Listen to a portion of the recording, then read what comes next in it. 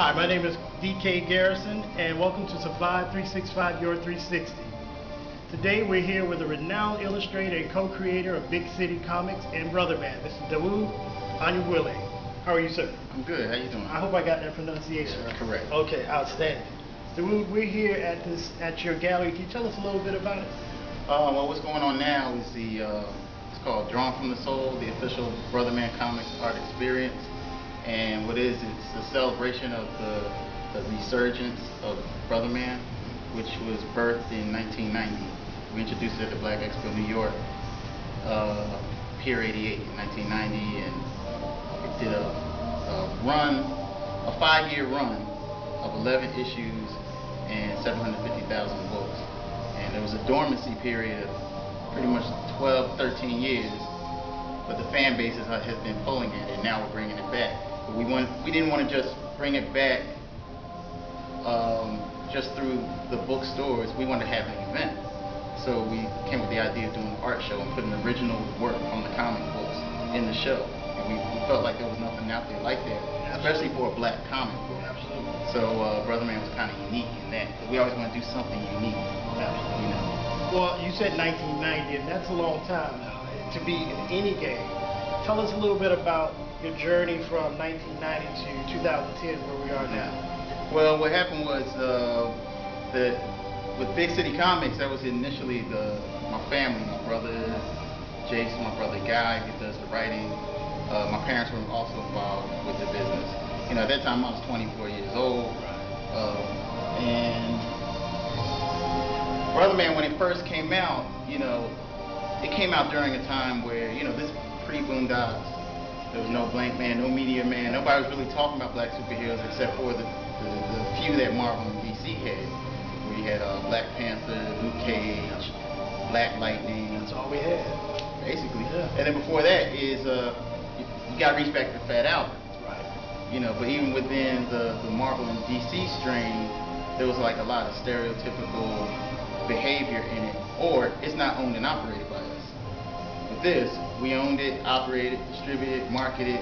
It was about us, and it was actually, the book is kind of rooted in family, because I didn't want to create something that, you know, it separated everybody. You know, everybody can come together and read it, and it had that effect. So everything that we wanted to put into the book actually manifested to reality.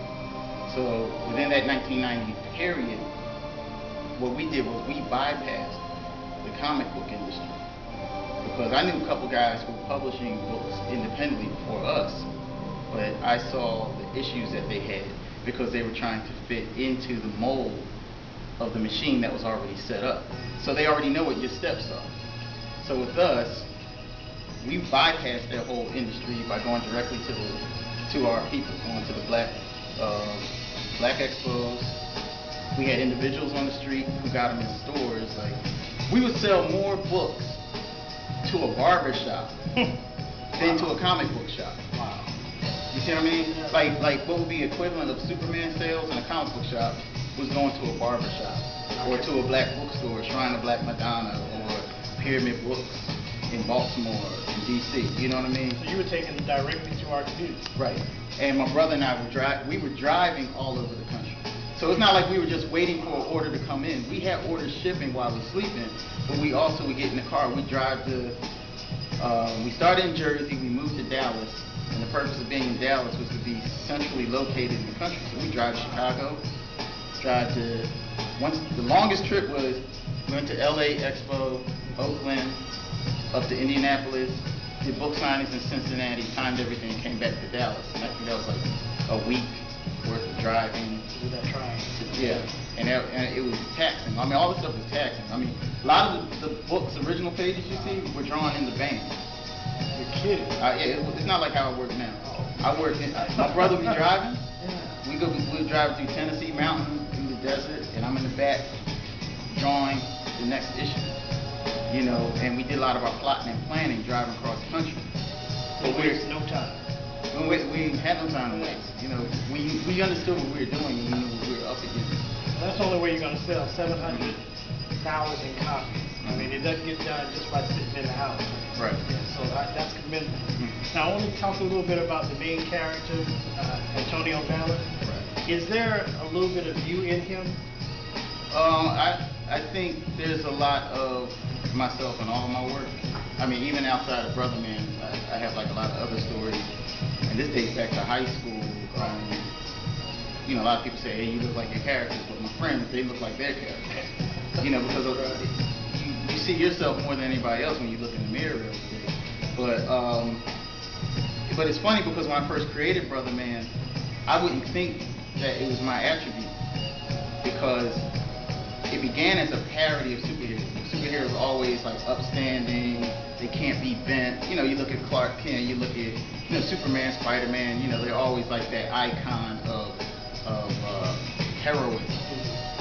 I kind of never thought, I didn't think, you know, to be honest, when I was coming up, I thought of myself as just, you know, I got a pencil and I draw. I wasn't thinking of it as power. So I created Brotherman. I just wanted to create that iconic character who couldn't be bent. I didn't understand really how the character ate. I just knew he didn't eat what I was eating. During that time, you know, I was eating meat. I was, you know, I was going to all the junk food places. I'm from Philly, so I'm eating cheesesteaks, hoagies, all that stuff. But I knew Brotherman wouldn't eat that, the character. But what happened was I went through a transitional state after the 11th book, and in that transitional state, I stopped eating meat. I started moving into a different level of consciousness, and then I started saying, I get it. Now I understand who this character is. Because he never had superpowers. That was the drive. That was the whole theme of the book, is that he didn't have superpowers. He tapped into his spiritual self. He eradicated his fears, but he can still die. So it's almost like you and the character grew together. I feel as though I came to understand the character. I never really claimed it's me, but I feel that